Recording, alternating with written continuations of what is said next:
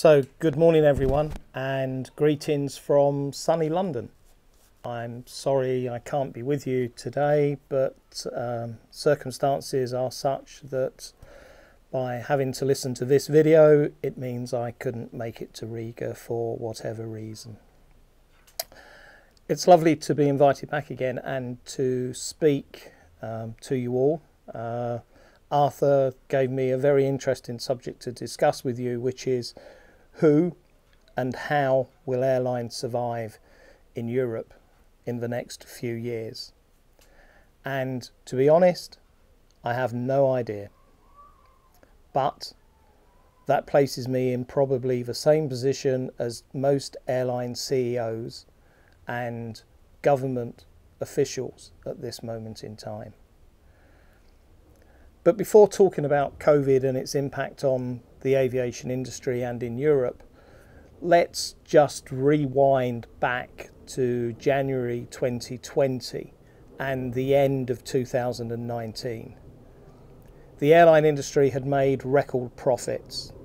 It had seen some of its most fantastic levels of growth with new airlines, new routes, the creation of long-haul low-cost services, and even some of the most traditional markets in the world, some of those with the most mature demand, were seeing growth, such as across the transatlantic, where more airlines were competing and more services were operating.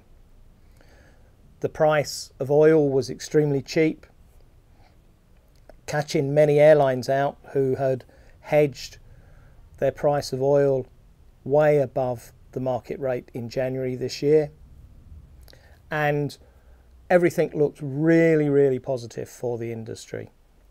A perfect market backdrop. And then Wuhan.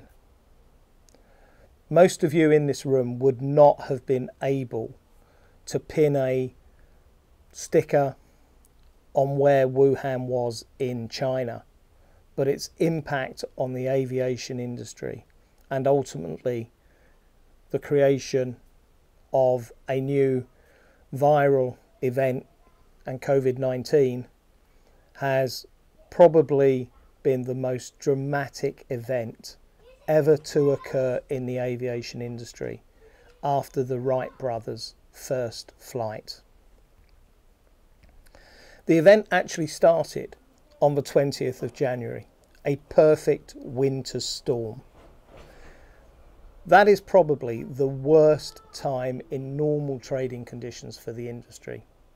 Cash reserves are being drained as demand is less than capacity, airfares become extremely cheap, leisure traffic falls to some of its lowest levels, and as a result, airlines use the cash that they have created and built up over the previous summer months to allow them to survive the winter. Just to put that in context for you, at the beginning of January this year, 291 airlines were flying scheduled services within Europe, and that includes both Eastern and Western Europe, and of course the Russian Federation. And 175 of those were based in Western or Eastern Europe. If you fast forward to August 2020, 8 months later, we now have 258 airlines that are flying, of which 167 are based in Europe. So we have already seen airline casualties. And yet you ask me, how will the airlines survive in Europe? And the answer is that some will not. The conditions will be so tough, they will not survive. The impact of COVID-19 has been so dramatic and so deep that it's hard to understand the numbers. As an industry, we are looking at a loss of 84 billion US dollars for 2020. we are looking at an industry where airline revenues will have halved compared to 2019. Cash is being burnt by airlines at a phenomenal rate. Lufthansa have publicly said that the peak of the crisis, they were burning cash at $30 million a day. And the IAG group, British Airways, Iberia, Vueling and Aer Lingus at $20 million a day. It is a lot of money, and quite frankly, most airlines did not have that cash to burn as we entered COVID-19. The operating margin for the industry this year will be minus 25%. Last year, the operating profit margin was nearer to 10%. Such a dramatic change in 1 year has never been witnessed before in our industry. Such is the damage that I suspect from the data I have seen that we will already have peaked capacity for 2020 in August of this year in the new normal world in which we will live. It is unlikely that capacity will grow as we enter the winter season because demand will begin to diminish. People who have travelled to see friends and family will stay at home, and corporate travel will remain very, very weak. To give you some idea of the challenges we are facing, there are airlines in Asia that have still not flown anywhere near the capacity they normally fly. Today, Singapore Airlines are flying less than 5% of their normal weekly seats. Cathay Pacific are flying less than 10% of their weekly seats. And many airlines are struggling to get more than 15 or 20% of their aircraft back in the skies as they respond to the impact of this deadly virus across their businesses. Airlines are grounded by travel restrictions. South America has been locked down for virtually 3 months. Domestic and international flights from Argentina, from Peru and Colombia and other parts of South and Latin America have just not operated. No cash is being generated by the airlines. And in South Africa and in India, large country markets, lockdowns took place for 3-4 weeks when no one was able to fly. And the damage to those airlines has been devastating. To be honest, aviation was caught with its pants down. We didn't expect this to happen. We had no plans for if it could happen. And why should we? Could any industry have reasonably expected these events? We've planned for volcanoes. We've planned for regional pandemic events such as Ebola and the SARS. But to see something of this magnitude occur and its global impact as it radiates across the globe has been, from an academic perspective, a fascinating study. From a commercial business management process, it has been a disaster. Ask Martin Gauss, the CEO at Air Baltic, how difficult it has been to manage a business through this process. Yet it happened, and it's devastating. So where do we go from here? Well, quite frankly, too many airlines were living on purely cash. They were not creating reserves. They were not putting money away for a rainy day. Bankers, leasing companies were making it very easy to start airlines. It was not difficult to acquire aircraft. There was plenty of aircraft supply in the market. And financiers saw airlines as a better bet than placing their money with the banks. Earning 1.5% interest with a bank compared to earning 5 or 6% interest from an airline seemed a reasonable risk until this all began to break out and capacity collapsed on the 23rd of March 2020. It did catch us with our pants down. There is absolutely no doubt about it. But it completely changed the behaviour of the airline industry and the regulators who were controlling the market. It has been really fascinating. Governments, trade associations, industry bodies like IATA and ICAO, quite frankly, froze. They did not know what to do. They had no idea how to respond and help their members. Governments, unaware of how to handle such an event, made unilateral decisions. So in many cases, one country would close, or you could travel to it with quarantine requirements, but you couldn't travel in the opposite direction. For consumers, it became a very, very complex situation. And of course, confidence becomes fragile and begins to be destroyed as we see these events taking place. Who would buy a ticket for an air service in the middle of June? If you were doing that, you'd be mad. And airlines had to suffer with that. Airports and airlines were looking for leadership, and they quite honestly did not get it quick enough or with enough clarity so that they could then communicate with their passengers and they could make the necessary plans for operations.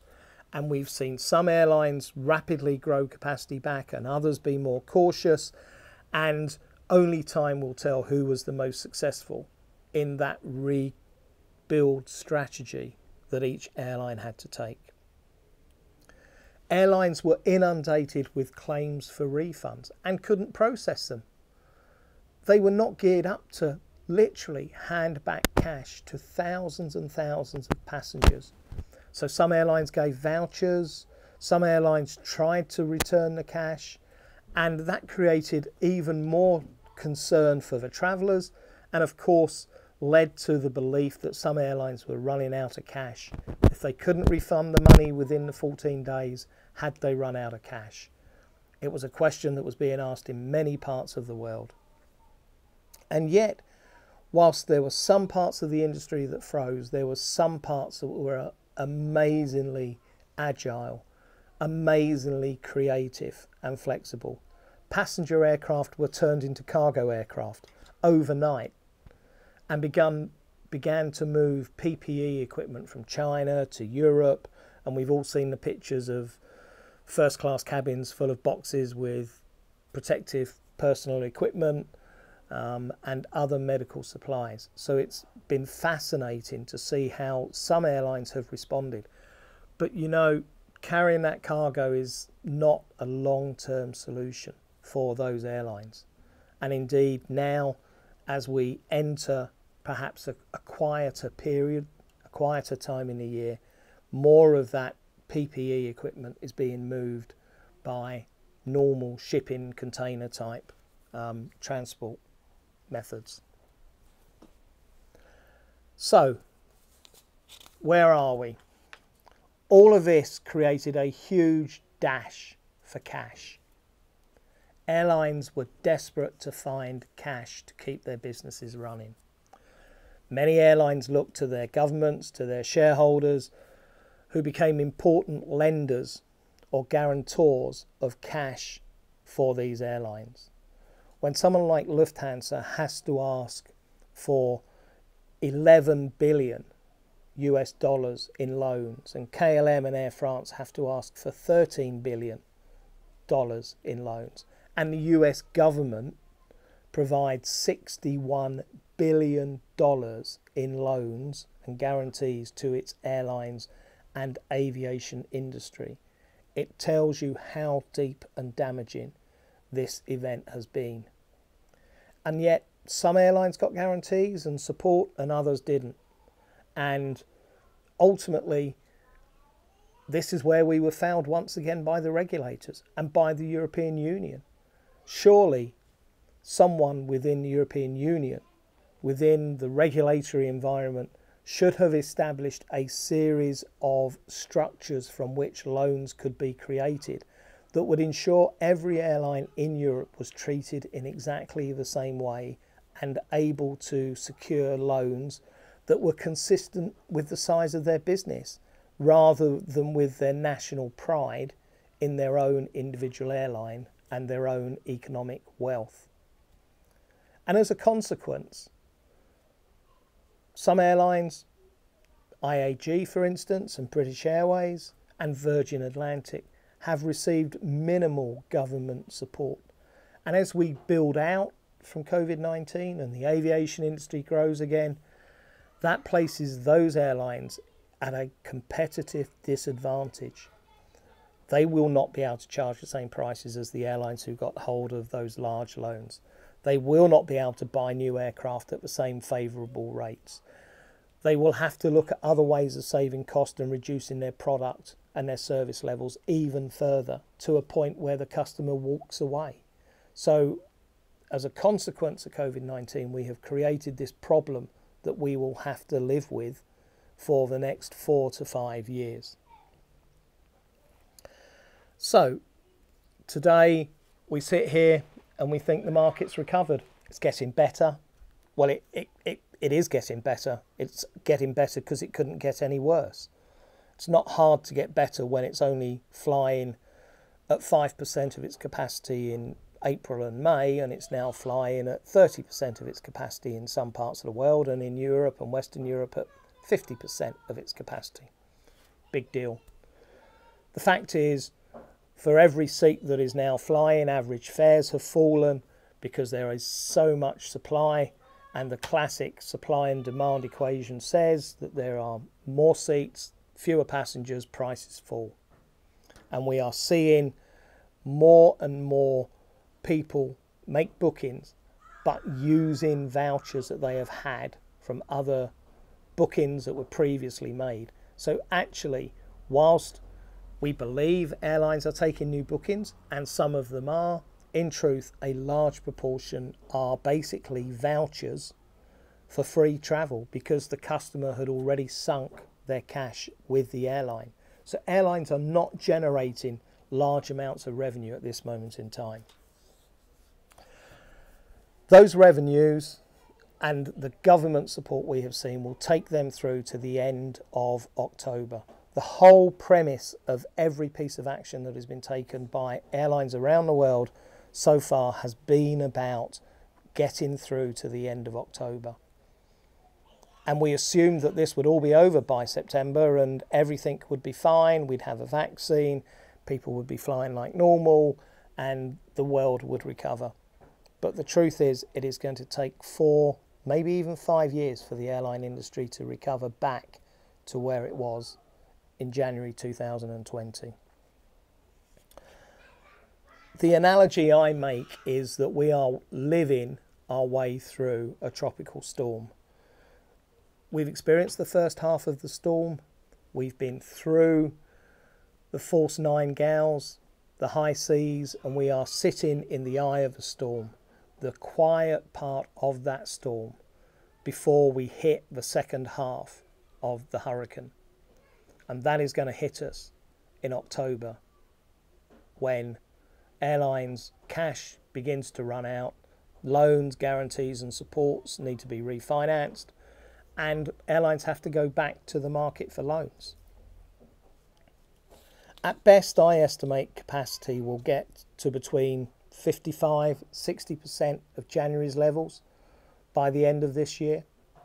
But I also estimate that passenger demand will lag behind that capacity growth by anywhere from 10 to 15%. So average load factors are going to be pretty low. So for all of you, it is a brilliant time to travel. It is very likely no one will be sitting next to you, and you will have plenty of empty seats if you're on a long haul flight, because there will not be much demand. It also means, though, that you will see more cancellations. Airlines will be cancelling flights at short notice.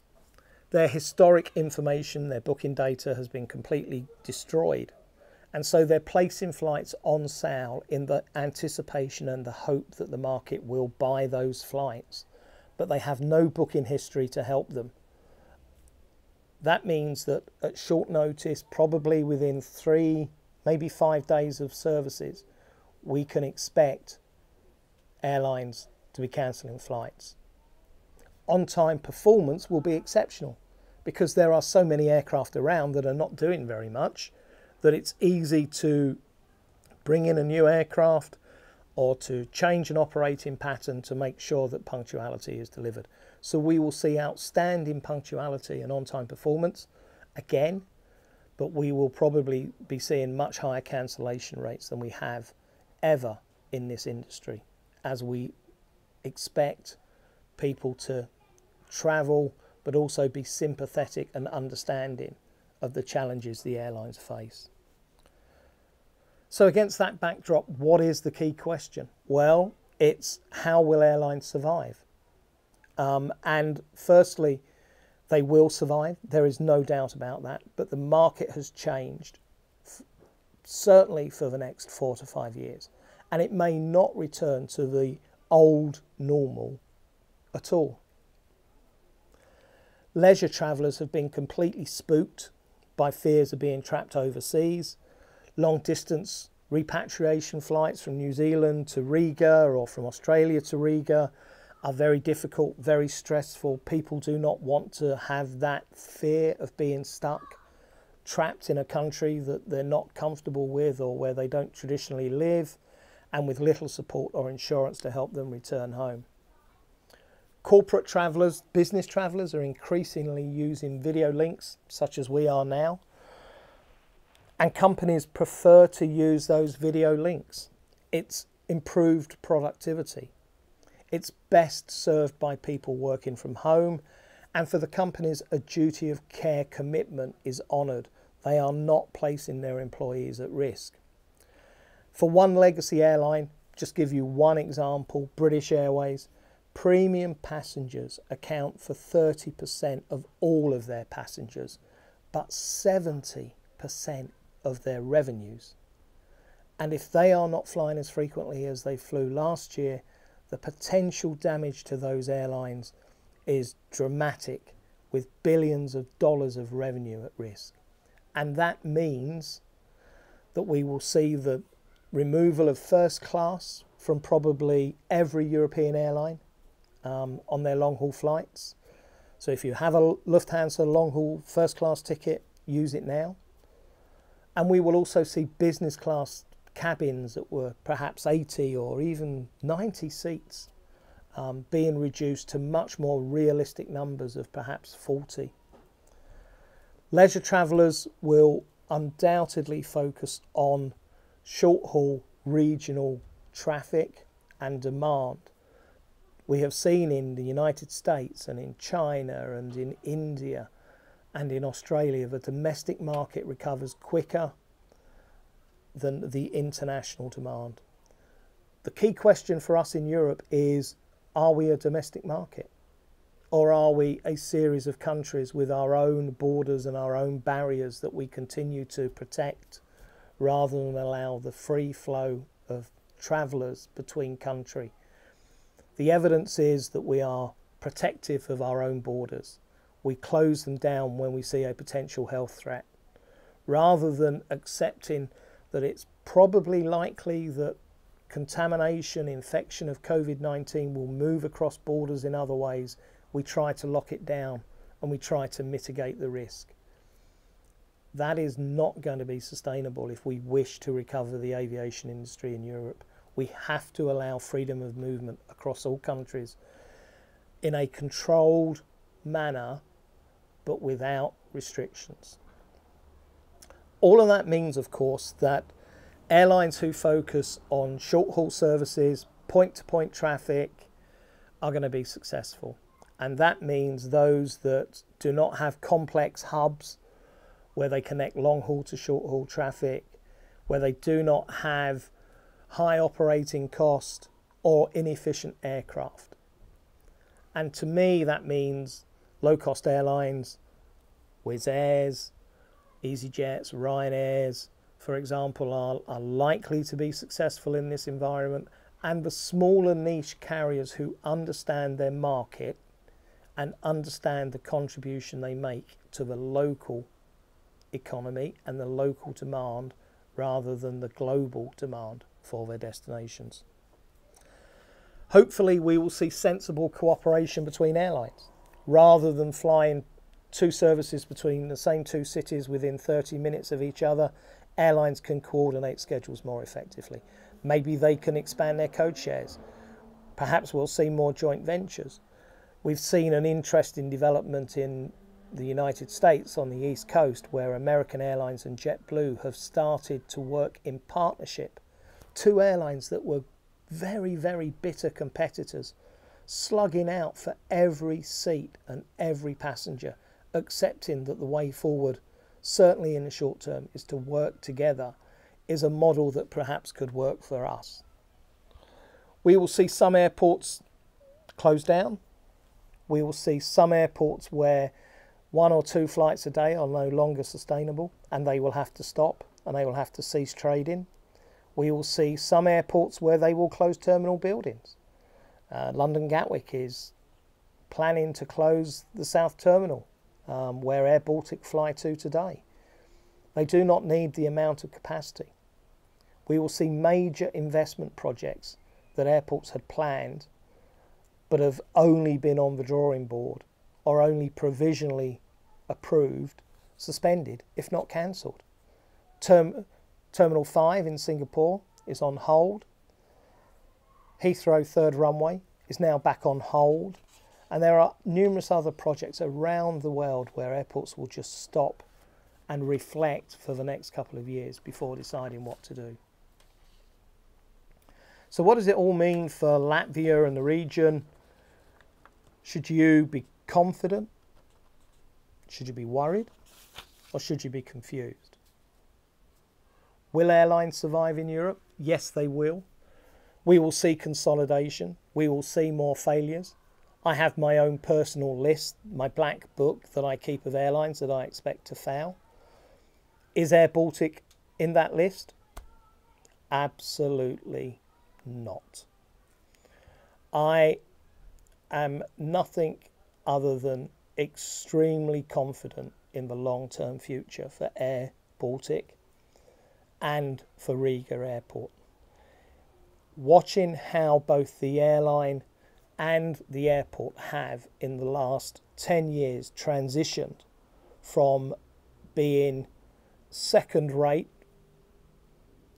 to leading edge, first class exponents of their products and their services has been an amazing turnaround by everyone who has worked for the airline and the airport. I think it's very easy, and I have said it before, for you in Latvia and in Riga to be perhaps sometimes dismissive of the quality of service, the network that your airline provides, and the services your airport offers. But ultimately, if you were to take a step back and you were to compare yourself to other markets, I think you would see a different view. Let me ask you a question. Would you prefer to have Alitalia as your national airline or Air Baltic? You really do have reasons to be optimistic here. And there are new opportunities that are going to happen as a result of COVID-19. I remember right at the beginning, someone saying, in adversity, do not miss the opportunity. And now, in a very controlled way, is the opportunity for Riga, Latvia, Air Baltic, and everyone involved in aviation to make a real statement of intent about the future. So I hope I can give you some confidence. It's been scary. It must have been scary listening to me on a video for 15 minutes. But I am sure next time we meet, there will be a brilliant future emerging for everyone in this room. Thank you.